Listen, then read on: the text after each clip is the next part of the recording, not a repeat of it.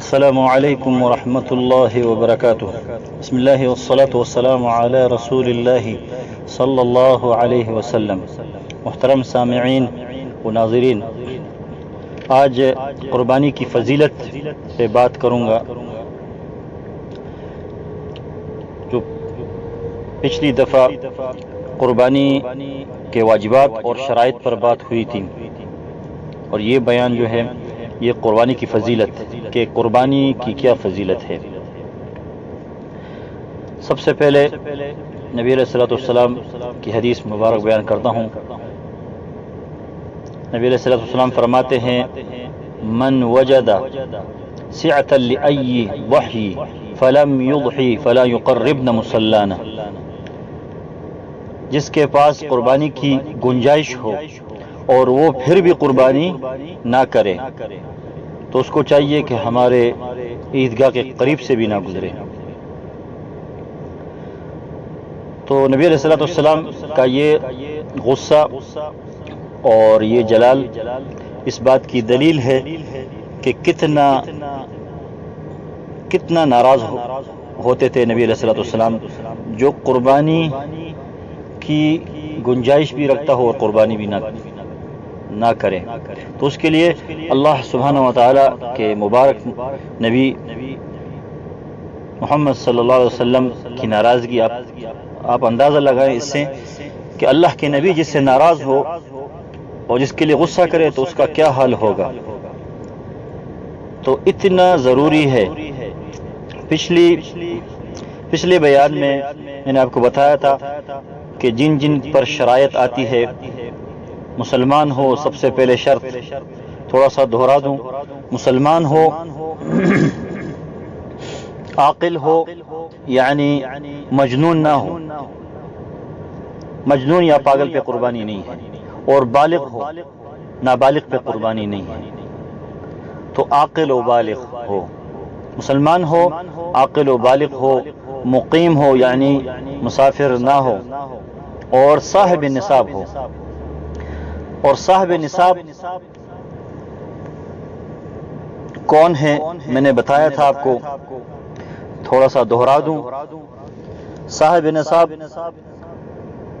جس کے پاس سونا، چاندی یا نقدی یعنی کیش رقم یا مالی تجارت مراد، یعنی کسی کے پاس پلاٹ ہے یا اس کی تجارت کی کوئی دکان ہے، اس کو مالی تجارت کہتے ہیں، کاروبار ہے، اور اس کے علاوہ اس کی ضروریات زندگی سے زیادہ سامان، مثلا ضرورت کے کپڑے تو 3 جوڑے ہوتے ہیں نا، ضرورت کے جوڑے 3 ہی ہوتے ہیں، اب 3 سے آگے جو رکھتا ہے 50 جوڑے الماریوں میں رکھے ہوئے ہیں، چاہے مرد ہے چاہے عورت ہے، تو وہ ضرورت سے زیادہ ہوئی، تو پھر اس کا بھی حساب لگا کر، یعنی ضرورت سے زیادہ چیزیں، تو ان سب کو جمع کر کے اگر آپ کے پاس کسی شخص کے پاس یہ سب چیزیں جمع کر کے 52.5 تولہ چاندی کے مقدار کے برابر اس کی قیمت بنتی ہے تو یہ شخص صاحب نصاب ہے۔ تو اگر کسی کے پاس چاندی ہے 52.5 تولے تو بھی صاحب نصاب ہے۔ کسی کے پاس اتنا سونا ہے کہ اس کی قیمت 52.5 تولے چاندی کی قیمت کے برابر ہے تو بھی صاحب نصاب ہے۔ کسی کے پاس یہ چاروں چیزیں ملا کر 52.5 تولہ چاندی کے مقدار کی قیمت کے مقدار اتنی مالیت بنتی ہے ان سب چیزوں کو ملا کر، تو وہ بھی صاحب نصاب ہے۔ اچھا، یہ تو وضاحت ہو گئی پچھلے بیان کی جو میں نے کیا تھا۔ اب اس کی فضیلت آپ سنیے کہ اللہ کے نبی صلی اللہ علیہ وسلم نے کیا فرمایا ہے قربانی کے بارے میں۔ صحابہ نے دریافت فرمایا تھا، بلکہ وہ حدیث بیان کر دوں نبی علیہ الصلوۃ والسلام کی، وہ حدیث عن زيد ابن أرقم رضي الله عنه قال قلنا يا رسول الله ما هذه إلا ضاحي.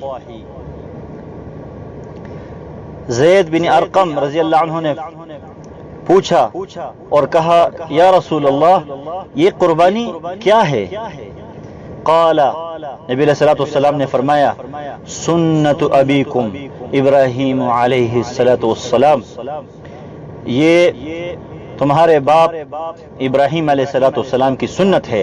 قال قلنا، فرماتے ہیں کہ پھر اس نے پوچھا، زید بن ارقم نے پوچھا قلنا فما لنا فیہا، کہ اس میں ہمارے لیے کیا ہے؟ تو نبی علیہ الصلوۃ والسلام نے فرمایا قال بکل شعرۃ حسنہ، تمہارے لیے ہمارے لیے اس میں ہر ایک بال پر، جانور قربانی کے جانور کے ہر ایک بال پر ایک نیکی ہے. قال قلنا یا رسول اللہ فالصوف، فرمایا کہ اون کے بارے میں، پھر انہوں نے فرمایا کہ اون کے بارے میں کیا خیال ہے آپ کا؟ قال قلنا یا رسول اللہ فالصوف، یعنی مراد یہ ہے کہ اون کے بال تو انتہائی باریک ہوتے ہیں اور باقی جانوروں کے بال جو ہے موٹے موٹے ہوتے ہیں عام جانوروں کے. تو اس بارے میں انہوں نے فرمایا قال قلنا یا رسول اللہ فالصوف، قالوا فالصوف، قال فالصوف، صوف کے یعنی اون کے بارے میں کیا خیال ہے؟ قال بكل شعرة من الصوف حسنہ، نبی علیہ السلام نے فرمایا کہ اون کے جسم پر جتنے بال ہے ہر ایک بال پر ایک نیکی ہے. یعنی مراد یہ ہوا اس حدیث مبارک سے، خلاصہ حدیث یہ ہے کہ جانور کے بال موٹے ہو یا باریک ہو، ہر ایک بال پر ایک نیکی ہے. نبی علیہ الصلوۃ والسلام کی دوسری حدیث سنیے، عن عائشہ رضی اللہ عنہا ان رسول اللہ صلی اللہ علیہ وسلم قال ما عمل آدمی من عمل یوم النحر احب الی اللہ من احراق الدم. عائشہ رضی اللہ عنہ فرماتی ہے کہ رسول اللہ صلی اللہ علیہ وسلم نے فرمایا کہ بنی آدم کا سب سے محبوب ترین عمل اللہ کے نزدیک خالص اللہ کی رضا کے لیے خون بہانا ہے، مراد قربانی کی ہے. انہا لتأتی یوم القیامت بقرونہا واشعارہا واظلافہا، کہ بے شک قیامت والے دن یہ قربانی کے جانور اپنے سینگوں اور اپنے کولہوں کے ساتھ آئیں گے. وَأَنَّ الدَّمَ لِيَقَعُوا مِنَ اللَّهِ بِمَكَانِ قَبْلِ أَن يَقَعَ مِنَ الْأَرْضِ فَيُطَيِّبُوا بِهَا نَفْسَهُ. اور فرمایا کہ بے شک قربانی کے جانور قربانی کے جانور کے خون کے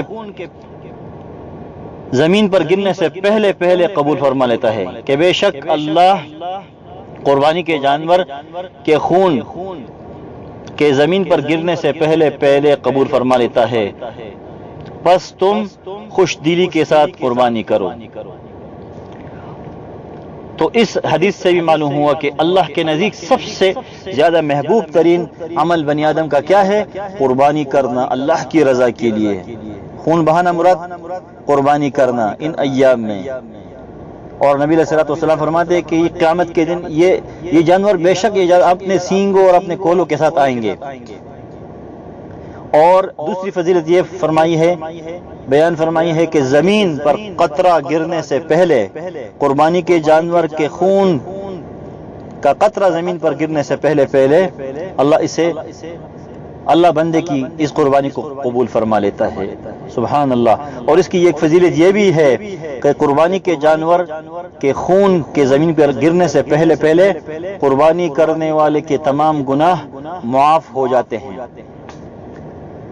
عن علی ابن طالب رضی اللہ عنہ ان رسول اللہ صلی اللہ علیہ وسلم قال لفاطمہ، علی ابن طالب رضی اللہ عنہ فرماتے ہیں کہ رسول اللہ صلی اللہ علیہ وسلم نے فرمایا، قال لفاطمہ، فاطمہ رضی اللہ عنہا کو فرمایا، یا فاطمہ قومی فاشہدی اضحیتک، اما ان لکی باول قطرہ، اے میرے لخت جگر فاطمہ، اپنے قربانی والی جانور کے ساتھ کھڑی ہو جاؤ، بے شک اس کے خون کے پہلے قطرے کے نکلنے کے ساتھ ہی گناہ معاف ہو جاتے ہیں۔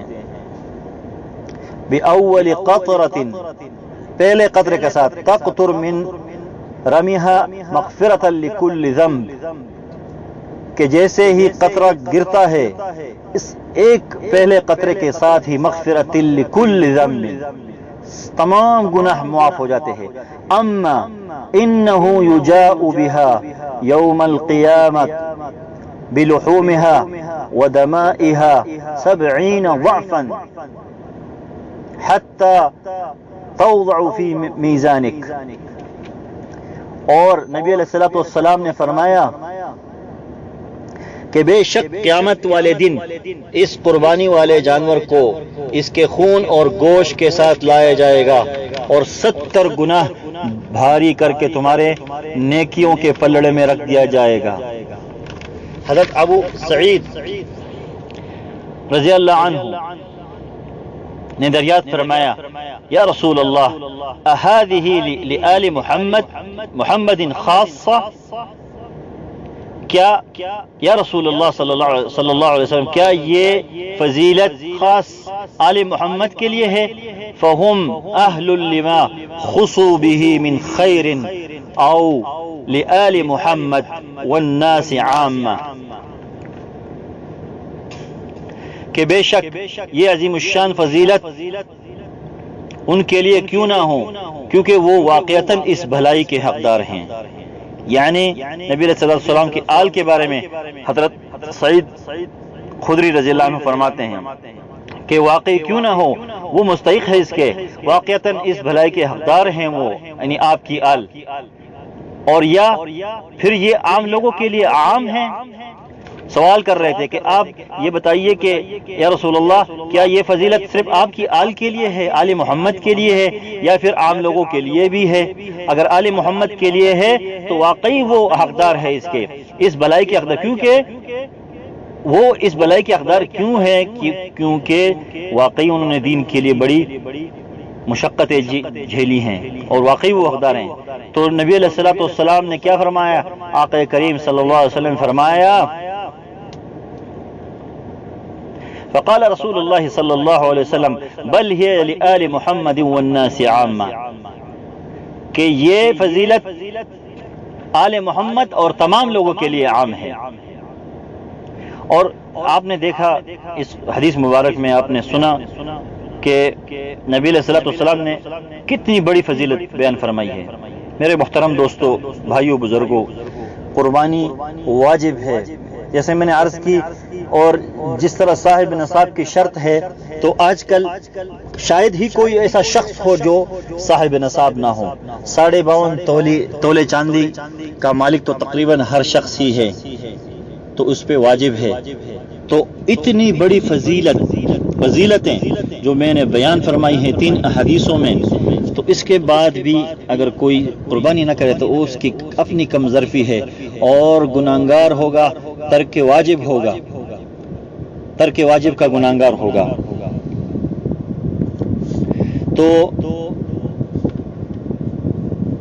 کتنی بڑی فضیلت اللہ کے نبی صلی اللہ علیہ وسلم نے بیان فرمائی ہے کہ قیامت کے دن خلاصہ بیان یہ ہے 3 احادیثوں میں کہ قیامت کے دن ان جانوروں کو ان کے گوشت اور ان کے خون کے ساتھ لایا جائے گا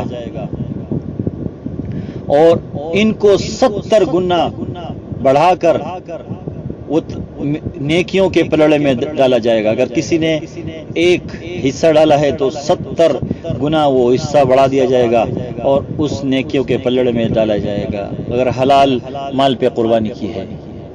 اور آپ اس سے اندازہ لگائیے کہ اس کی کیا قیمت ہے اللہ کے در میں۔ اور فرماتے ہیں کہ قربانی کے جانور کا ہر عضو وہ اتنا بھاری کر کے جتنا احد کا پہاڑ ہے بھاری کر کے نیکیوں کے پلڑے میں ڈالا جائے گا۔ سبحان اللہ سبحان اللہ، اللہ کے رحم و کرم کے بہانے ہیں، لیکن ہماری کمزوریاں ہیں، اور بڑے افسوس کے ساتھ یہ کہنا پڑتا ہے کہ ہمارے پاس تو ڈش، ٹی وی، موبائل، بڑے بڑے موبائل جو ہے اس کے لیے پیسے ہیں، لیکن قربانی کے لیے ہم بہانے ڈھونڈتے ہیں کہ بھائی مجھ پر تو قربانی ہوتی ہی نہیں، یا پھر کہتے ہیں ہماری طرف سے، ہمارے گھر کی طرف سے تو ہے، ایک قربانی ہے، ابا جان کر رہے ہیں، یا بھائی جان کر رہے ہیں، یا امی جان کر رہی ہے۔ میرے بھائی دوستو، یہ بات واضح سن لے، چاہے عورت ہے چاہے مرد ہے، وہ عورت جن کے پاس زیور ہے وہ بھی صاحب نصاب ہے، وہ الگ ہے، چاہے اس کا خاوند ہے وہ الگ ہے، خاوند کی قربانی الگ ہے، بیوی کی قربانی الگ ہے، بیٹوں کی قربانی الگ ہے، سب الگ الگ ہے۔ تو اگر کسی نے قربانی چھوڑ دی تو وہ ترک واجب کا گناہگار ہے، اس نے واجب ترک کی ہے۔ اگر کوئی بیٹا یہ سوچ کر کہ میں والد صاحب کے لیے کرتا ہوں، چاہے وہ زندہ ہے یا انتقال کر گئے ہیں، میں تو ان کی طرف سے کروں گا، اپنی طرف سے تو میں، یعنی اس کی استطاعت ہے اور میں خود نہیں کروں گا، لیکن والد یا والدہ کے لیے کروں گا، چاہے وہ حیات ہے چاہے وہ برزخی زندگی میں ہے۔ تو یہ مسئلہ آپ سن لیں کہ بیٹے کے اوپر واجب ہے، اور جس کے اوپر واجب ہے اس کو سب سے پہلے قربانی کرنی ہے۔ ہاں، اس کے بعد اگر آپ کی استطاعت ہے تو بہت ہی اچھی بات ہے کہ ایک حصہ اپنے والد کی طرف سے، ایک حصہ اپنی والدہ کی طرف سے، اور ایک حصہ آقا کریم صلی اللہ علیہ وسلم کی طرف سے ڈالا جائے۔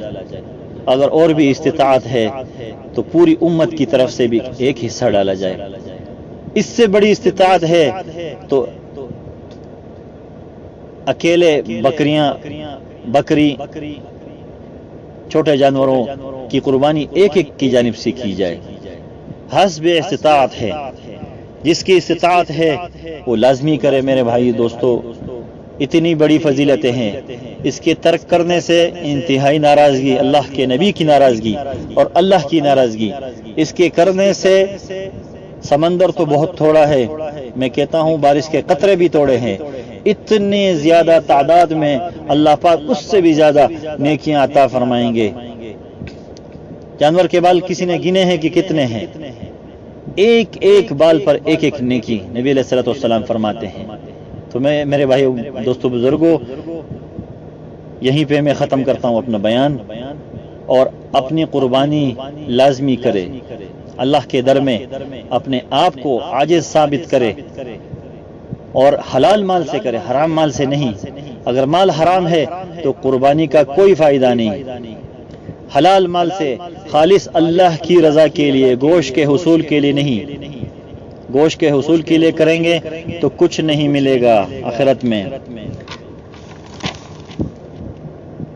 تو انشاءاللہ امید ہے کہ ہم سب جو ہے قربانی کریں گے حسب استطاعت، ہر ایک آدمی صاحب نصاب ہے، اور انشاءاللہ کوشش کریں گے کہ ہر ایک آدمی، ہر ایک فرد گھر میں جو ہے الگ الگ قربانی کرے۔ ایک جانور لاتے ہیں، اگر اکیلے جانور کی استطاعت ہے تو ٹھیک، ایک بڑا جانور گائے یا اونٹ، سات حصے اس میں ملائیں، اپنے گھر کی طرف سے جتنے افراد ہیں، ایک ہی گھر میں 7 افراد ہیں، 7 حصے ہو گئے، گھر میں 6 افراد ہیں، ایک نبی علیہ الصلوۃ والسلام کی طرف سے ڈالا جائے، ایک امت کی طرف سے ڈالا جائے، اسی طرح کر کے 7 حصے پورے کیا جائے، اور خوش دلی سے اچھا جانور، اچھا مال، اچھا بہترین مال، جس طرح میں نے پچھلے بیان میں آپ کو فرمایا تھا کہ جب بھی کرنا ہے تو اللہ کو کیا دینا ہے؟ سب سے بہترین مال اللہ کو دینا ہے۔ تو اللہ کے راستے میں سب سے بہترین پسندیدہ مال خرچ کرنا ہے۔ لم تنالوا البر حتى تنفقوا مما تحبون، قرآن کی آیات کا مفہوم یہ ہے کہ تم اس وقت تک نیکی میں کمال حاصل نہیں کر سکتے جب تک کہ تم اپنے مال میں سے سب سے زیادہ پسندیدہ مال اللہ کی راہ میں خرچ نہ کر دو۔ تو اللہ کو جو بھی چیز آپ نے اللہ کے نام پہ دینی ہے، بہترین چیز، بہترین مال، بہترین قربانی آپ نے کرنی ہے۔ جتنی استطاعت ہو اچھی قربانی کرے، اس کا اللہ پاک آپ کو ہزاروں لاکھوں گنا اس سے بڑھ کر جو ہے اللہ عطا فرمائیں گے، اللہ برکت عطا فرمائیں گے، اللہ مشکلات اور پریشانیاں دور فرما دیں گے، دنیا کی بھی پریشانیوں کو اللہ پاک دور فرما دیں گے، آخرت کی پریشانیوں کو بھی اللہ پاک دور فرما دیں گے۔ اگر سچے دل سے اللہ کے لیے اور اللہ کا حکم ادا کیا اور نبی علیہ الصلوۃ والسلام کے طریقے پر قربانی کی، تو میرے بھائیو، دوستو، بزرگوں، میری گزارش ہے کہ ہر فرد جو ہے، چاہے حصہ ملا کر ہو یا زیادہ استطاعت ہو، تو الگ الگ جانور خریدا جائے اور قربانی کی جائے۔ آج کل شاید ہی کوئی ایسا کوئی شخص ہو جو صاحب نصاب نہ ہو، بہت کم ہی ہوں گے۔